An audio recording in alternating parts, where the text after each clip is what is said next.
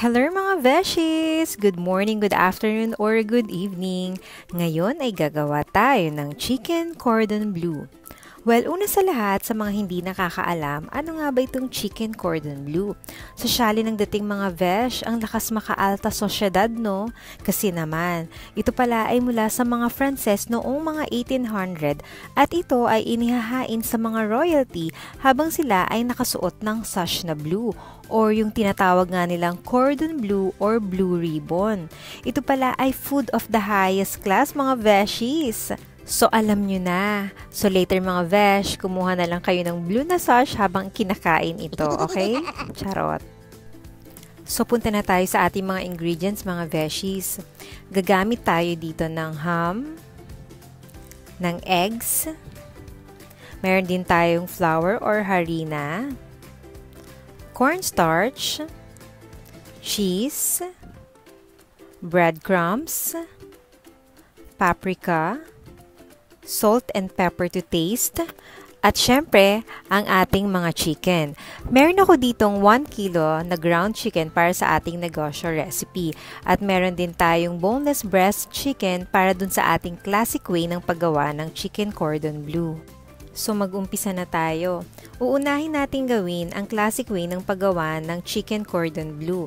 Kailangan nating panipisin ang ating boneless chicken sa pamamagitan ng pagpapound dito. Pwede kayong gumamit dito ng rolling pin kung wala kayong meat pounder. Antayin lang natin hanggang sa mapanipis natin yung ating dalawang boneless chicken breast.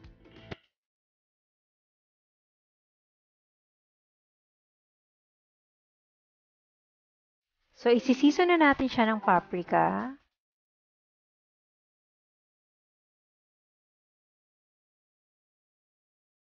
Maglalagay na rin tayo ng ating salt.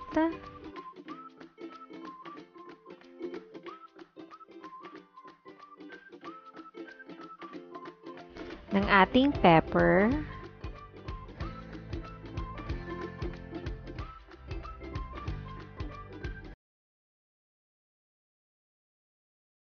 At syempre ng ating ham.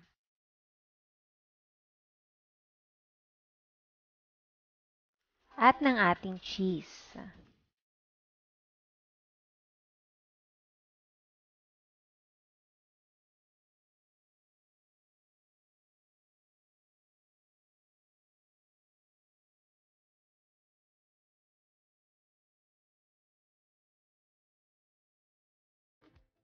So, ayan mga Veshies, tapos na ang ating boneless chicken breast.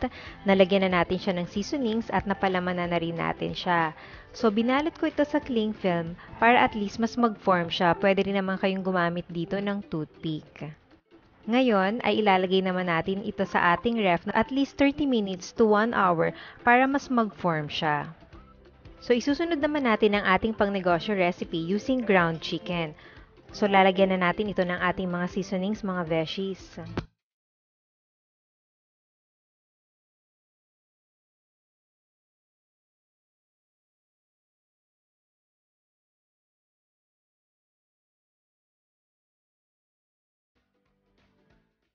So, ayan mga Veshies, hahaluin lang natin siya para mas maging pantay-pantay yung mga seasonings na ating nilagay.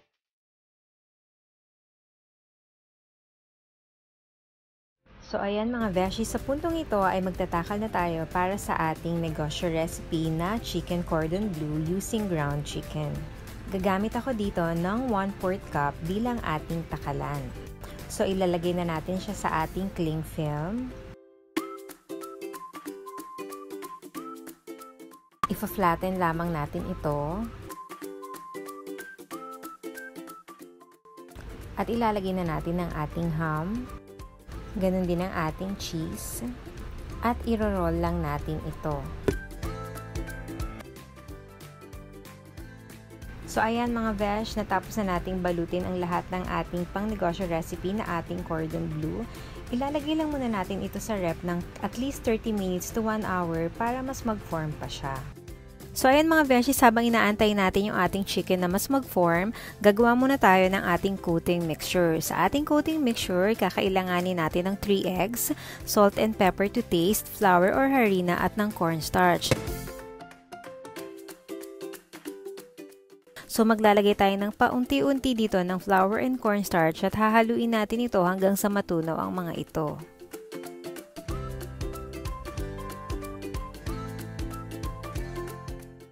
So kung sa tingin yung medyo makapal pa yung ating mixture mga veshies, pwede kayong mag-add ng water ng paunti-unti.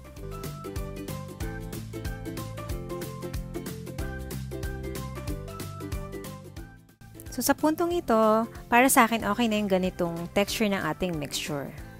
So ito na yung ating boneless chicken breast mga beshi. Sa nakikita nyo, maganda na ang kanyang form. Pwede rin naman kayong gumamit ng toothpick, pero mas prefer ko yung cling film kasi sa nakikita nyo, mas maganda yung pagkaka-form niya. So tara na mga beshies, i-coat na natin ang ating boneless chicken breast dun sa ginawa nating coating mixture kanina. So ayan, i-dip lang natin hanggang sa makover ang buo nito.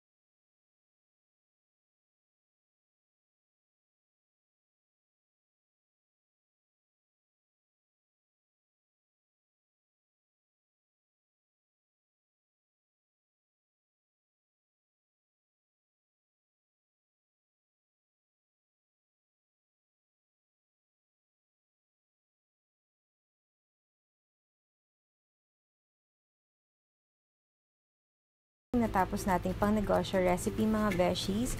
So nakagawa tayo ng 19 pieces using ground chicken. So ayan mga beshies, nalagyan na natin sa ating plastic ang ating pang negosyo recipe. 2 piraso na chicken cordon bleu ang nilagay ko kada plastic. At nakagawa tayo dito ng 1, 2, 3, 4, 5, 6, 7, 8, 9 na plastic. So ayan na nga mga beshies, nagpainit na ako ng mantika para lutuin natin ang ating cordon bleu using boneless breast chicken at using ground chicken para sa ating pangnegosyo recipe. So make sure lang mga beshies dito na yung mantika ay hindi sobrang init para hindi agad mag-brown yung ating breadcrumbs kasi ang tendency maluluto agad yung labas pero yung loob medyo hilaw pa siya. So, ilagay na rin natin ang ating pangnegosyo recipe na ground chicken. Pwedeng mas maraming mantika pa dito mga beshies yung ilagay nyo, pero dahil sa medyo nagtitipid ako ng mantika, ay para sa akin okay na yan. So, ang ginagawa ko mga beshies, tinutusok ko ng toothpick yung ating cordon bleu para nang sa ganon ay mas mabilis ding maluto yung loob nito. So, ipagpapatuloy lang natin ang ating pagluluto dito hanggang sa ito ay mag-golden brown. So, okay na tong ating ground chicken mga beshies. So, mas magandang ilagay natin siya sa kitchen towel para nang sa ganon ay matanggal dito ang mga excess oils. Ganon din ang ating boneless chicken breast.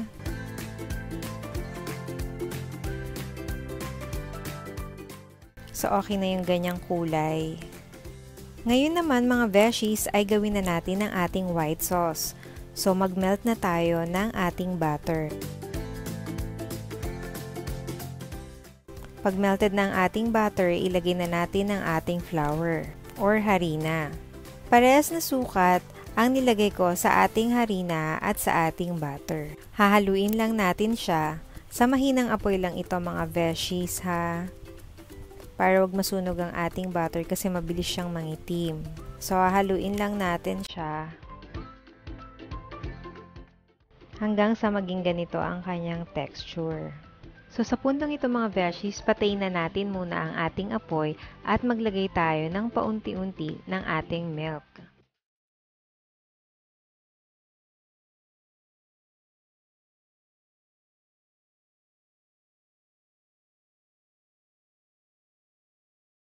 So, ipagpapatuloy lang natin ang paghahalo mga beshies gamit ang ating mixer para nang sa ganon ay mas mabilis matunaw yung mga lumps or yung buo-buo ng ating harina.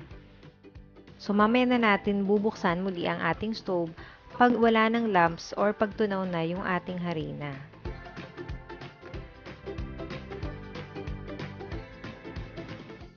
So, ayan mga beshies, mukhang tunaw na yung ating harina. So, i-on na natin muli ang ating stove. At ilalagay na natin ang ating component ingredient ng ating white sauce na nutmeg. So, continue lang natin ang ating paghalo hanggang sa ma-achieve natin yung thickness na gusto natin.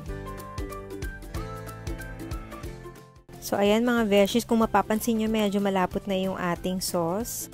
Kaya naman, ilalagay na natin ang ating salt and pepper.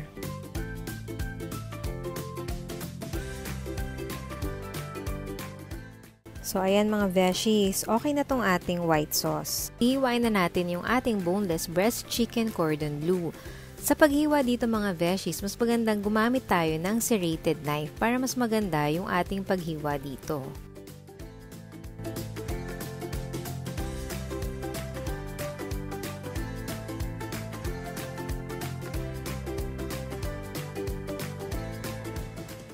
So, uunahin muna nating tikman ang ating classic way ng paggawa ng chicken cordon bleu mga beshies. So, dito sa ating classic way ng paggawa ng chicken cordon bleu mga beshies, since ang ginamit natin ay boneless chicken breast, so talagang nalalasahan yung ating chicken at the same time nag-complement yung white sauce na ginamit natin.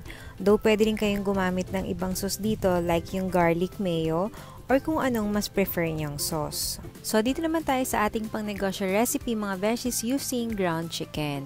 So, tikman na natin siya.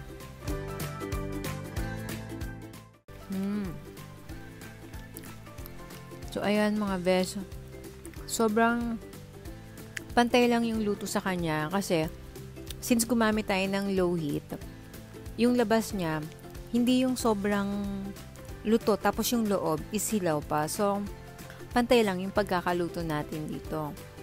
So, pero next time mga besh, mas okay kung yung gamitin nyo is yung melted cheese. Tapos, medyo dagdagan na lang din ng konting ham. So, para mas masarap siya. Tapos, sa ating sauce naman, so pwede nyo ring itry yung garlic mayo na sauce para dito sa ating chicken cordon bleu. At para naman sa exact measurement ng ating mga ingredients at sa ating costing ng mga ginastos natin dito, pati na rin ang possible income sa recipeng ito, pakicheck nyo na lang ang ating description box below. At bago tayo magtapos mga beshies, nais kong magpasalamat sa inyong pag-subscribe, like, and share ng aking video. Thanks for watching! Bon appetit!